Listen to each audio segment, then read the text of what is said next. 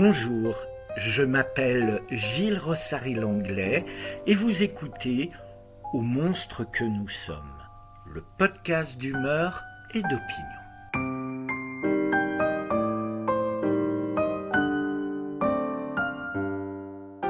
Le privilège blanc, notre histoire en question, podcast en 4 épisodes. 3e épisode, la systémie en boutonnière.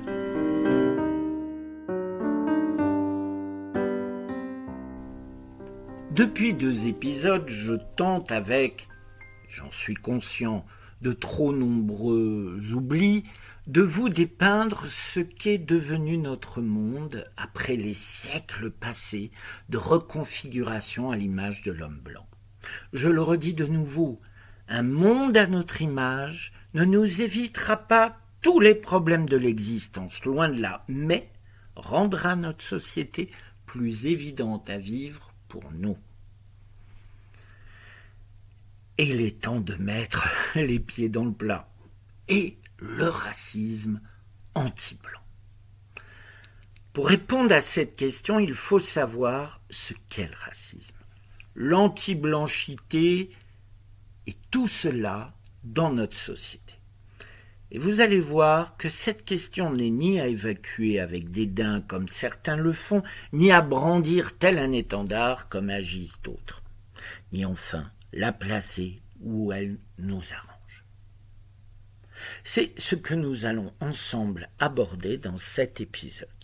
Je l'ai intitulé « La systémie en boutonnière » et vous verrez ce titre vous paraîtra évident dans quelques minutes. Mais pour commencer, nous ne pouvons faire l'impasse d'une question ici centrale. C'est quoi un être humain ? Et je vais certainement décevoir ce nous pensant supérieur ou spécial. Ni d'Ève ou d'Adam, ni aliens, d'êtres d'autres dimensions. Nous sommes des animaux. Plus précisément, nous faisons partie de l'ordre des primates. Dans cette famille de mammifères placentaires, nous retrouvons les singes comme les chimpanzés, mais aussi les grands singes tels les gorilles. Il faut donc immédiatement battre en faux la phrase « l'homme descend du singe ». Non, l'homme est un singe. Ce que je dis n'est ni moral, ni politique, ni une opinion, c'est scientifique. Nous sommes des singes. Cela vous pose un problème ? Pourquoi ? Cela nous salit-il ? Cela nous insulte-t-il ? Cela nous rabaisse-t-il ? Si vous le pensez, c'est que vous placez l'humain, et vous avec, sur un plan qui est de l'ordre de la croyance et un peu du narcissisme, ce qui n'est ni objectif ni réaliste. Pour simplifier, visiblement, vous pétez plus haut que votre derrière. Voyez comme je reste poli. Cette phrase qu'on apprend dans nos écoles, dans nos livres de vulgarisation de la science, dans nos émissions télévisuelles, répète que nous descendons du singe au lieu de dire que nous sommes des singes. Et elle est tout aussi catastrophique, cette phrase, que la règle grammaticale nous disant dès l'enfance que, ouvrez les guillemets, le masculin l'emporte sur le féminin, fermons les guillemets. Ce genre de phrase facile forge l'inconscient collectif. Plus tard, l'homme se sentira supérieur à la femme et l'humain aux autres êtres vivants de cette planète. Nous ne descendons pas, nous sommes. Et cela change tout. Nous ne sommes pas au-dessus, à part. Nous faisons partie. Nous faisons habitation commune sur cette planète. Nous sommes donc des primates qui, par sa bipédie et un nombre incalculable de facteurs, se sont développés pour former ce que nous appelons humanité. Nous nous sommes dispersés sur notre planète afin de rechercher ce que nous ne pouvions plus posséder sur les terres qui nous ont vus naître. La nourriture, la sécurité, la possibilité d'établir un territoire, une pensée commune. Tout cela est bien plus fit de nous une espèce qui, comme tant d'autres, se sont éparpillés sur l'ensemble de la planète. Ce fait nous émerveille encore aujourd'hui. Ceci n'a rien de remarquable. Énormément d'espèces animales comme végétales l'ont fait et le font toujours. Les oiseaux migrateurs sans GPS font leur voyage chaque année. Les graines vont de champ en champ, d'île en île, de continent en continent, portées par les vents, les insectes, les oiseaux. Les rats arrivent dans les ports, dans nos ports, en utilisant nos bateaux. Et tous s'adaptent à leur nouvel habitat ou meurent. C'est ce que nous aussi avons fait. Et nos peaux ont changé de couleur afin de nous protéger de trop de soleil, ou l'inverse, en s'éclaircissant. Notre peau blanche n'est qu'une réponse à une exposition moins violente de soleil, et plus de vitamines, avec une alimentation, ou moins. Rien de supérieur en cela. Rien, non rien. Nos yeux ont changé de forme pour s'adapter à l'intensité lumineuse. La taille a évolué avec là aussi l'alimentation, mais notre ADN reste identique. Il n'y a pas de race supérieure, pas de race inférieure, pas de race génétiquement modifiée par des aliens anthropophages, pas de race, pas de sale race, pas de sous-race. Oui, nous sommes tous identiques à l'intérieur. L'apparence change, mais pas le biologique. Ou alors, vous voudriez nous faire croire, vous les propagandistes du mensonge racial, vous voulez nous dire qu'une personne chauve n'est pas un être humain, qu'un roux n'est pas un être humain, qu'un des deux jumeaux naissants n'est pas un être humain, qu'un albinos n'est pas un être humain, qu'un noir n'est pas un être humain, qu'une femme n'est pas un être humain, qu'un homo n'est pas un être humain. Imbécile comme exemple? Et j'en ai oublié. Pourtant, tous, par le passé et toujours actuel, sont discriminés, en leur enlevant le droit d'être considérés comme égal à la majorité dominante, voire même tout simplement à être un être humain. Et cela termine parfois par la mort. Or donc éparpillé, même sur parfois le plus petit bout d'île, l'humanité a constaté des lieux où s'installer. Nous n'avons rien découvert. Tout était là, même avant notre arrivée. Nous n'avons rien conquis. Tout ceci ne nous appartient pas, sauf dans le cerveau malade de consuméristes extrémistes. Nous avons permis en revanche à notre race commune d'acquérir une diversité d'apparences multiples et magnifiques, n'est-ce pas? N'est-ce pas magnifique de voir l'ingéniosité de la génétique et de l'adaptabilité de nos corps aux environnements différents de notre planète? Vous qui allez considérer l'autre comme inférieur, mauvais, stupide ou que sais-je, et cela par nature, avez-vous déjà regardé, touché, admiré le grain de la peau, les pigmentations, observé les courbes d'un œil en amande, l'arête d'un nez, l'ourlet d'une lèvre? Avez-vous touché ce que vous réunissez en une famille homogène, assez pour affirmer, dans un grand élan digne d'une sortie pathétique alcoolisée à un bar du genre « Ouais, tous pareils !» Mais non, chaque humain est unique. Chaque être humain, nous ne parlons pas de la biologie, mais aussi chaque ethnie. Non, ce qui est uniforme, c'est le mode de vie que nous impose au monde. Oui, nous imposons au monde notre mode de vie, pas l'humain, ni sa culture, ni ses vies, ni ses espoirs. Pourtant on fustige telle attitude qui serait omniprésente chez les Arabes, d'autres chez tous les Noirs, ou encore chez les Asiatiques, etc. Tout est bon pour distinguer l'autre de nous, nous occidentaux, nous blancs. Mais allons plus loin. Ce racisme, cette norme que nous imposons au monde et donc aussi dans nos sociétés, est la prédominance du blanc. Oui. De l'homme sur la femme? Oh, ça on sait. De l'hétérosexuel sur l'homosexuel? Oh, pas besoin d'une photo. Du chrétien sur toutes les autres religions et les athéistes. Ouais, ça on avait remarqué. Du riche sur le pauvre, pauvre même cultivé. Oh, cela s'affiche partout. Si on résume, celui qui doit être au sommet de la pyramide, celui devant être le dirigeant, le maître, est l'homme blanc, hétérosexuel, chrétien et riche. Cela ne vous rappelle rien? Les rois, les nobles, les empires, les compagnies des Indes, les maîtres des plantations, etc. Non, finalement, rien n'a évolué et sans être séditieux, seule une vraie révolution pourra changer ce triste constat.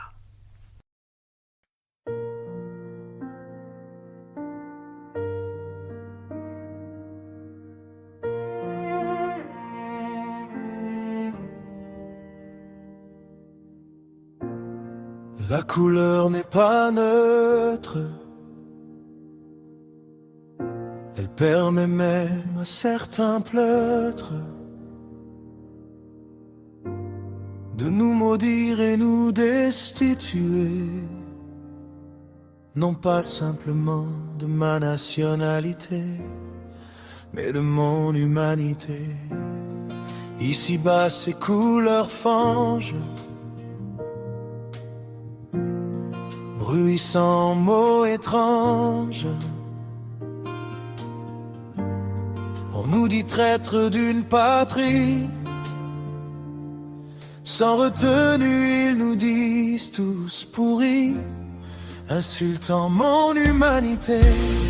Pourtant nous avons fait naufrage au petit matin sur vos plages, pensant trouver ici une vie. Pourtant des gens que j'aimais gisent au fond de la Méditerranée. Est-ce là l'humanité? L'humanité.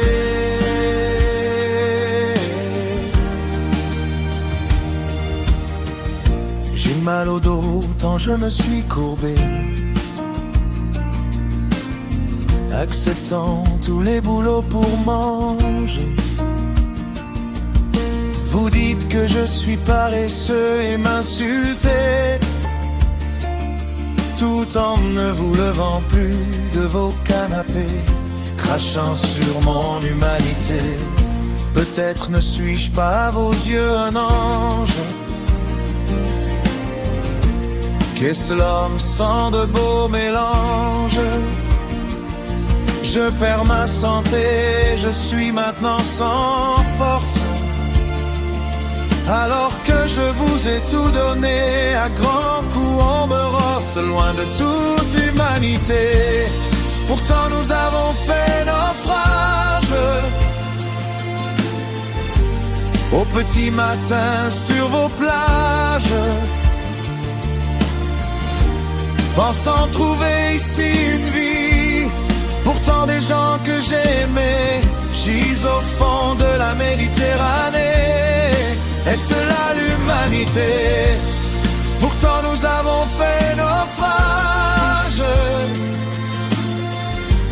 au petit matin sur vos plages, pensant trouver ici une vie. Pourtant des gens que j'aimais gisent au fond de la Méditerranée. Est-ce là l'humanité? L'humanité.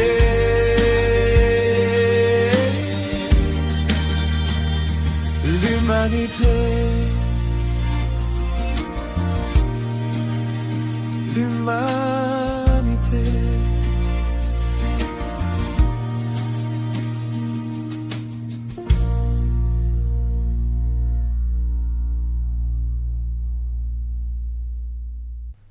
venez d'écouter Humanité. Mais alors, pourquoi rien ne change et pourquoi parler de systémie dans le titre de cet épisode? Car le privilège blanc est générateur de racisme, et cela profondément dans nos inconscients, même le mien. Je vous rassure, je ne me considère ni différent ni meilleur que nous tous. Tout d'abord, pourquoi dire que le racisme dans nos sociétés est systémique? Et cela veut dire quoi? Je lis ici et là de très sérieuses explications, mais je crains que leur élaboration ne laisse que trop de gens sur le bas-côté de la route de la compréhension.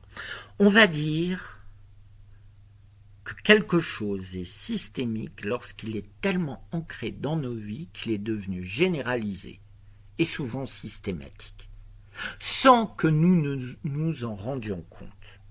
Bon, le parfait exemple d'un racisme intégré est la petite mamie qui va serrer son sac à main contre elle quand elle va voir un groupe de jeunes gens plutôt basanés venir dans la même direction d'elle. Aucune réflexion n'est ici à l'œuvre, juste une manifestation d'une peur irrationnelle structurée par un racisme intériorisé. Quand la police va faire 5 à 7 fois plus de contrôles au faciès sur des populations noires ou arabes, c'est du systémisme. Quand on va préférer louer à une jeune fille blanche et blonde un appartement plutôt qu'un jeune homme noir, son appartement, c'est du racisme assumé. Quand un médecin va moins prendre en compte la douleur que va exprimer un patient arabe sous couvert du, je mets beaucoup de guillemets, syndrome méditerranéen, là c'est du racisme systémique, etc.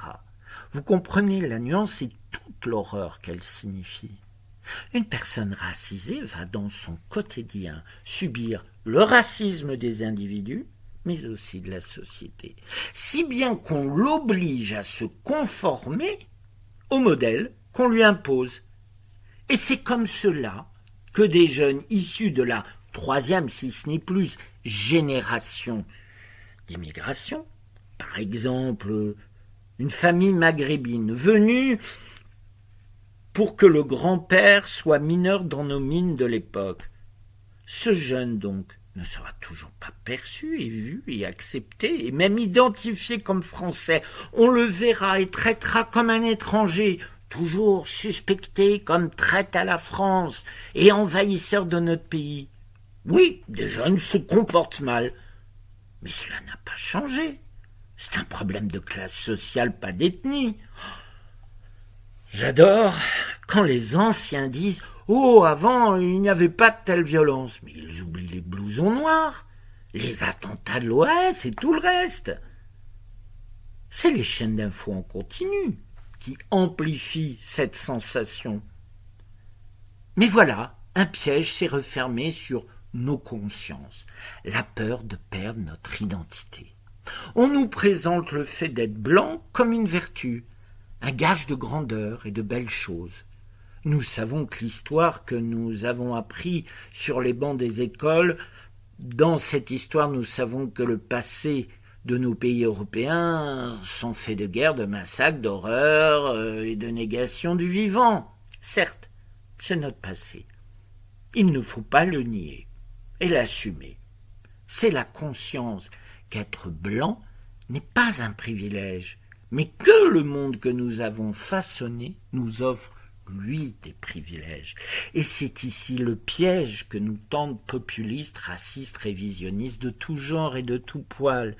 Le plus humble, le plus petit sur l'échelle sociale de notre pays.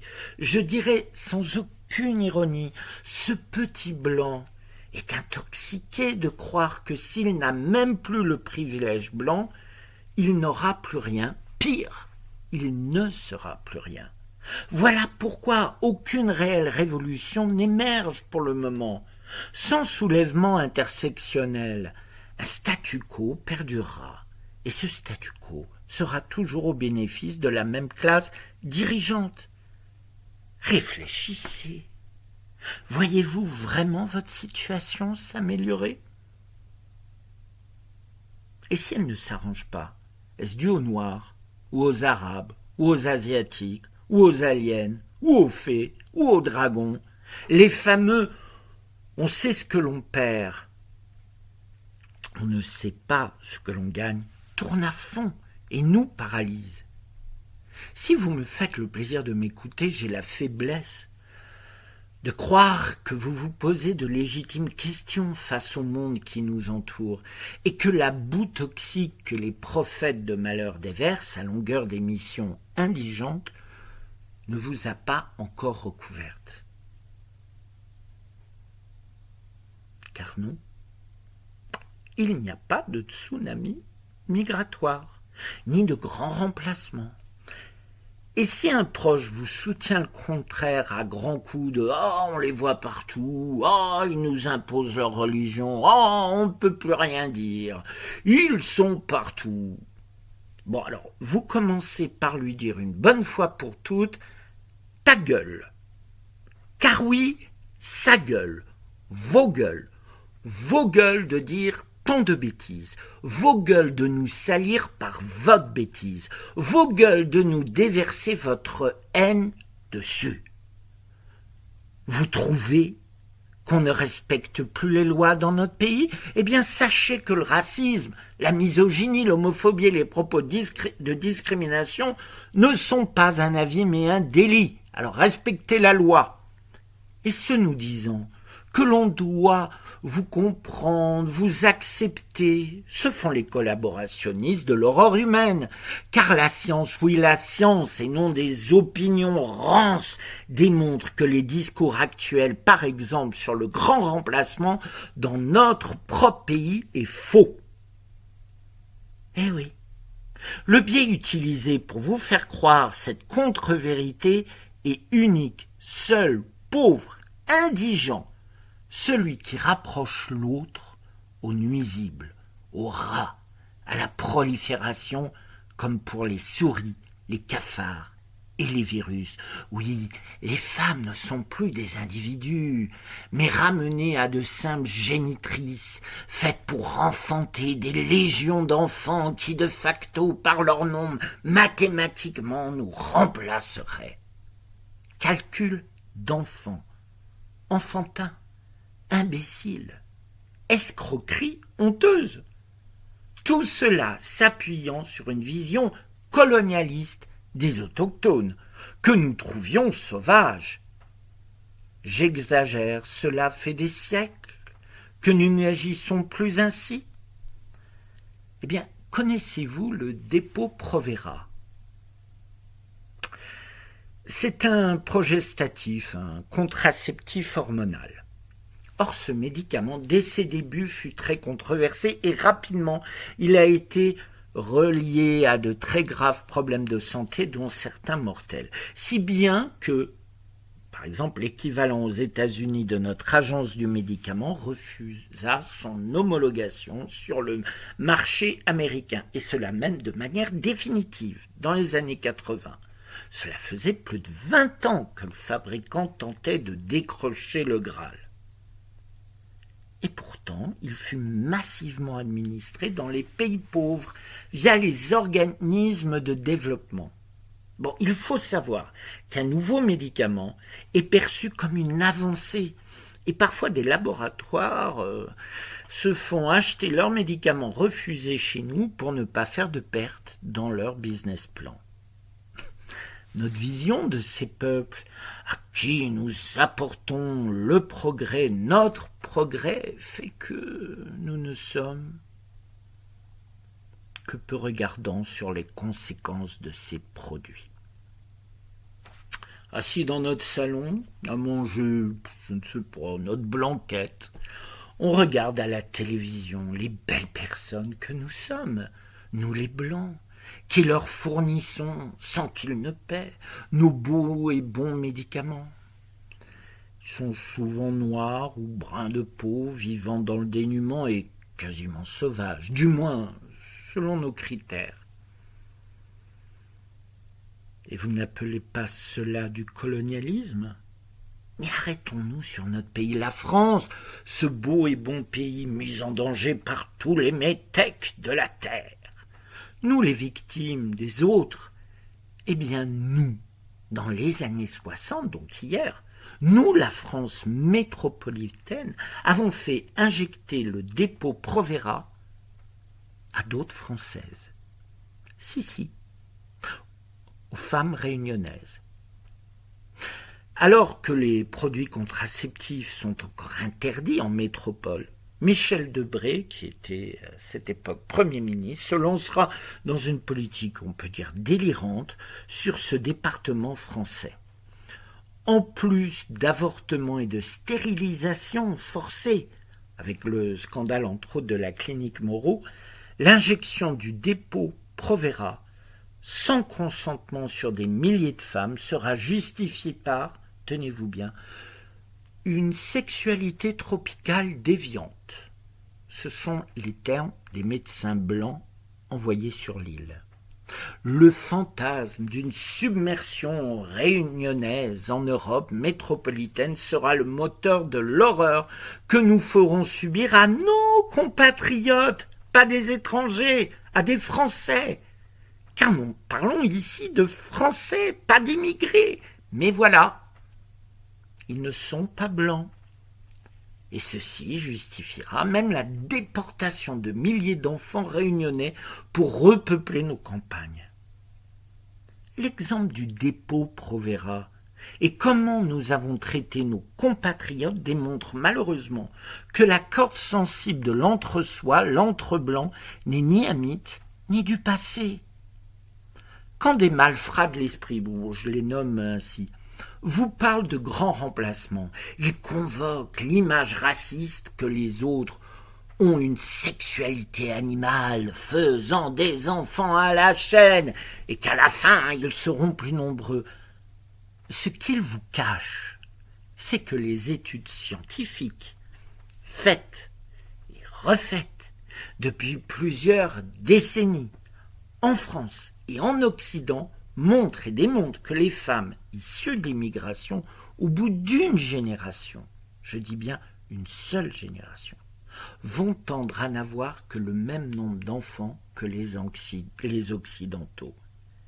Et oui, pas d'invasion de l'intérieur. C'est faux. Et que l'on m'attaque en justice si je mens. Enfin, quant à l'immigration, sachez que la France, c'est l'un des pays qui compte l'un des taux les plus bas d'Europe. De nouveau, ce sont les chiffres. D'où allez-vous me dire? Du ministère de l'Intérieur.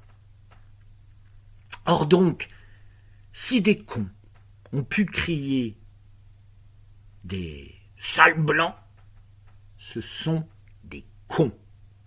Mais tout aussi cons que tout raciste. Mais ils ne représentent qu'eux-mêmes, pas un système, ce qui veut dire un racisme en place dans toutes les strates de la société. C'est pour cela qu'on ne peut parler de racisme anti-blanc, car ce terme n'est pas la réalité de notre pays.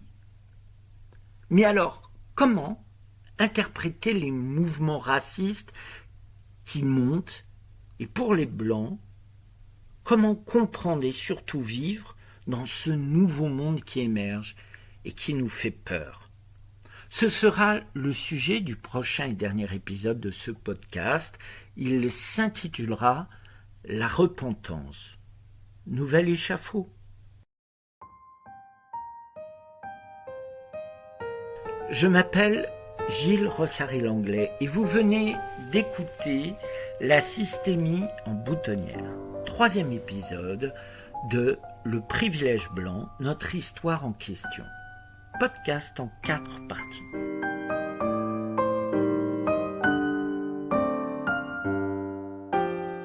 Aux monstres que nous sommes, le podcast d'humeur et d'opinion.